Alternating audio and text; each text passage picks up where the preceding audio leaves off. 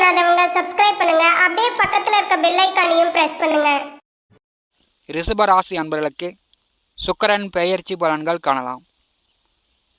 ஆவணி மாதம் 10ஆம் தேதி முதல் புரட்டாசி மாதம் 3ஆம் தேதி வரை ரிஷபராசிக்கு 5வது வீட்டிலே பூர்வ புண்ணியஸ்தானத்திலே கேதுவுடன் சுக்கிரன் கூட்டணி சேர்ந்து நேச நிலையில் செவ்வாய் குரு ராகு பார்வையில் அமரப்போகிறார். ரிஷபராசிக்கு சுக்கிர பகவான் யார் என்றால், ராசிக்கும் பகை கடன் ருண ரோக சத்ரு சர்வீஸ் ஸ்தானாதிபதியாக சுக்கிர பகவான் வருகிறார். ராசிக்கும் 6ஆம் வீட்டிற்கும் சுக்கிர பகவான் அதிபதி. 6ஆம் வீட்டின் அதிபதி பூர்வ புண்ணியஸ்தானமான 5வது வீட்டில் அமரும்போது 6க்குடையவர் நேச நிலையில் சஞ்சாரம் செய்யும்போது ரிஷப ராசி அன்பர்களுக்கு இந்த எதிர்வரக்கூடிய 24 நாட்கள் உங்களுடைய உடல் ஆரோக்கியத்தில் கவனம் எடுத்துக்கொள்ள வேண்டும். 6க்குடையவர் 5வது வீட்டில் அமரும்போது உங்கள் குழந்தைகள் உடல் ஆரோக்கியத்திலும் கவனம் எடுத்துக்கொள்ள வேண்டும். உங்கள் குழந்தையிடம் பேசும்போது, தோளுக்கு மேலே வளர்ந்த பிள்ளைகிட்ட பேசும்போது கொஞ்சம் பணிவாக பேசணும். இல்லைன்னா உங்கள் பேச்சை கேட்காம போயிடும். இப்போ அதட்டுறது, அடிக்கிறது, நீங்கள் அதிக உரிமை எடுத்துக்கொண்டீர்கள் என்றால் தந்தை மகனுக்குள் கருத்து வேறுபாடு வரும். கோச்சாரத்திலும் சரி, சுய ஜாதகத்திலும் சரி, 6ஆம் வீட்டின் அதிபதி 5வது வீட்டில் அமர்ந்தால் நீங்கள் பெற்ற கடனை உங்கள் பிள்ளை வளர்ந்து பெரியாளாகி வேலைக்கு போய் சம்பாதித்து அந்த கடனை அடைத்து விடுவார்கள். ஆனாலும் தந்தை மகனுக்குள் இருக்கக்கூடிய உறவு சந்தோஷமாக இருக்காது. தந்தை மகனுக்குள் ஒரு போராட்டமாக தான் இருக்கும். நீங்கள் சொல்கிறத அவங்க கேட்க மாட்டாங்க, அவங்க சொல்கிறத நீங்கள் கேட்க மாட்டீங்க. தந்தை மகனுக்குள் ஒரு கருத்து வேறுபாடாகவே இருக்கும். எதிர்வரக்கூடிய ஒரு 24 நாட்கள் ரிஷபராசி என்பர்கள் தந்தை மகனுக்குள் கருத்து வேறுபாடு இல்லாமல் பார்த்துங்க. 6க்குடையவர் 5வது வீட்டிலே நேச நிலையில் கேதுவுடன் கூட்டணி சேர்ந்து செவ்வாய் பார்வையில் அமர்கிறார். செவ்வாய் சுக்கிரன் பார்வையில் இருந்தால் எதிர் பாலினவர்கள் வழி, ஆணாக இருந்தால் பெண்கள் வழி, பெண்ணாக இருந்தால் ஆண்கள் வழியில் தொந்தரவுகள், தொல்லைகள் வரும். இப்போ பார்த்தீங்கன்னா ரிஷபராசிக்கு 2வது வீட்டிலே செவ்வாய் அமர்கிறார். ஆவணி மாதம் 10ஆம் தேதி முதல் உங்கள் ராசிக்கு 2வது வீட்டிலே செவ்வாய் அமரும்போது கோவப்படாதீங்க, அவசரப்படாதீங்க. கலத்தரக்காரர்கள் 2வது வீட்டில் அமரும்போது பெரும்பாலும் இளைஞர்களுக்கு வரன் பார்த்து கொண்டிருப்பவர்களுக்கு திருமணம் நடக்கக்கூடிய வாய்ப்பு உண்டு. குடும்பத்தில் மங்கள காரியங்கள் நடக்கும். காதலித்து கொண்டிருப்பவர்கள் வீட்டை விட்டுட்டு கூட்டிகிட்டு ஓடினீங்கன்னா வம்பு வழக்கு, கோர்ட்டு கேஸு, சட்ட சிக்கல், விரயம் எல்லாம் வரத்துக்கு வாய்ப்பு உண்டு. செவ்வாய் பார்வையில் 6க்குடையவர் சுக்கிரன் அமர்கிறார். நீங்களே போய் தேடி போய் இந்த சட்ட சிக்கலை ஏற்படுத்தி கொள்ளக்கூடிய நிலை, குடும்பத்தில் தலை குனிவக்கூடிய நிலை ரிஷபராசி என்பதுக்கு ஏற்பட்டுவிடும். எதிலும் கொஞ்சம் நிதானம், கவனம் தேவை.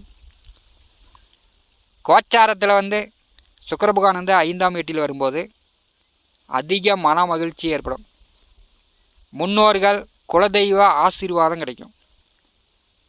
திருமணம் செய்து ஒரு வருட காலம் புத்திர பாக்கியம் இல்லாதவர்களுக்கு புத்திர பாக்கியம் உண்டு. நண்பர்களால், உறவினர்களால் நன்மை உண்டாகும். இப்போ பார்த்தீங்கன்னா ரிஷபராசியில் அஷ்டமாதிபதி குரு அமர்ந்திருக்கிறார். ஜென்ம ராசியிலே குரு பகவான் வரும்போது தேவையில்லாத கடன் காட்சி தொந்தரவுலாம் வந்துடும். கடன் மேல் கடன் வாங்கி வட்டி மேல் வட்டி கட்டிக்கிட்டு இருக்கக்கூடிய நிலை, கடன்காரர்களிடம் பயந்துகிட்டு இருக்கக்கூடிய நிலை, ஏதோ ஒரு பயம் உங்கள் ஆள் மனசில் ஏதோ ஒரு பயத்தை இந்த குரு பகவான் ஏற்படுத்துவார். வீட்டை விட்டு வெளியூர், வெளியிடம், வெளிநாட்டில் தங்குற மாதிரி பிரயாண இடப்பெயர்வு, தேவையில்லாத தொந்தரவுகளை தரக்கூடிய அமைப்பில் குரு பகவான் அமர்ந்திருக்கிறார். குரு பகவான் ஜென்ம ராசியிலே செவ்வாய் நட்சத்திரத்தில் சஞ்சாரம் செய்யும்போது ரிஷபராசி அன்பர்கள் குரு பகவான் பார்வையில் சுக்கிரன் அமர்கிறார். இப்போ நீங்கள் கடன் காட்சி தொந்தரவு இல்லாமல் பார்த்துங்க. ஒரு சிலருக்கு கடன் வாங்கக்கூடிய நிலையெல்லாம் வரும்.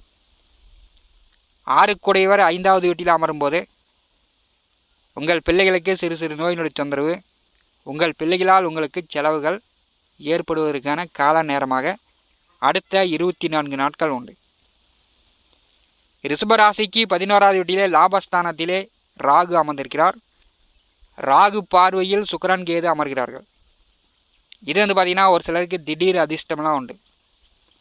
இதுவரை குலதெய்வங்களுக்கு போகல, குலதெய்வ வழிபாடு செய்யலை, அதற்குண்டான வாய்ப்புலாம் வரும். குலதெய்வத்திற்கு வேண்டுதலை வைத்திருந்தீங்கன்னா அந்த வேண்டுதல்லாம் நிறைவேற்றக்கூடிய நிலை ஏற்படும். ரிஷபராசிக்கு 5வது வீட்டிலே கேது அமரும்போது, பூர்வ புண்ணியஸ்தானத்திலே கேது வரும்போது பெரும்பாலும் முன்னோர்களுடைய ஆசீர்வாதம் கிடைக்காது. நீங்கள் சொல்கிற பேச்சை உங்கள் பிள்ளை கேட்காது.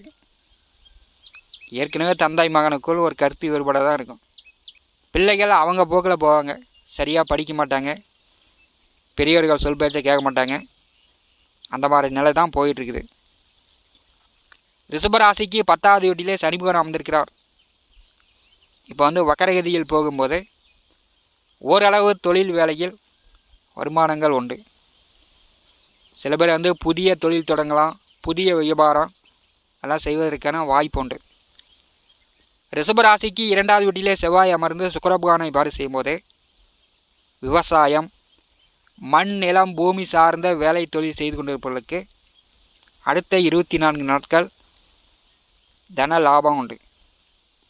விவசாயத்தில் பூஞ்செடி பயிர் பண்ணியிருப்பவர்கள் பூ மகசூல், பூ விளைச்சல் கூடுதலாக வரும். பூ வியாபாரிகள், பூ விவசாயிகள் அடுத்த 24 நாட்கள் நல்ல லாபம் பார்க்கலாம்.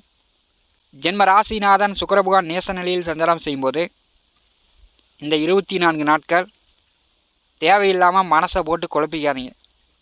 உங்களுடைய ஆசைகள் நிறைவேறுவதற்கான வாய்ப்புகள் குறைவு.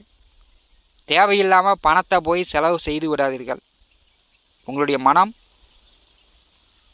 சினிமா, கலை, நடிப்பு, பாடல் இப்படி கலைத்துறையில் ஈடுபாடு அதிகமாக இருக்கும். எவ்வளோ யோசனைகள், எவ்வளோ எண்ணங்கள் ரிஷபராசி என்பதற்கு 5வது வீட்டிலே சுக்கிர பகவான் நேச நிலையில் சஞ்சாரம் செய்யும்போது ஏற்படும். மனம் ஒரு நிலையில் கண்ட்ரோலாக இருக்கணும்.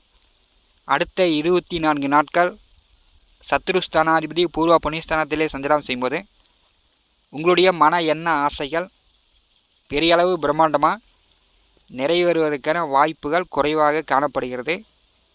ரிஷப ராசி அன்பர்கள் கோவப்படாமல் நிதானமாக குடும்ப பெரியோர்கள் பேச்சை கேட்டு செயல்படுங்க. மற்றபடி சுகஸ்தானமான 4வது வீட்டிலே சூரிய பகவான் வந்திருக்கும் போது இந்த ஆவணி மாதம் முழுவதும் உங்களுக்கு சுகக்கேடு நீங்கி சுகம் கிடைக்கும். இந்த காணொலியை பற்றி உங்களுடைய மேலான கருத்துக்களை நம்முடைய கமெண்ட் பாக்ஸில் பதிவு செய்யுங்கள். மேலும் தகவலுக்கு எங்கள் சேனலை மறக்காமல் சப்ஸ்கிரைப் பண்ணுங்கள். நன்றி.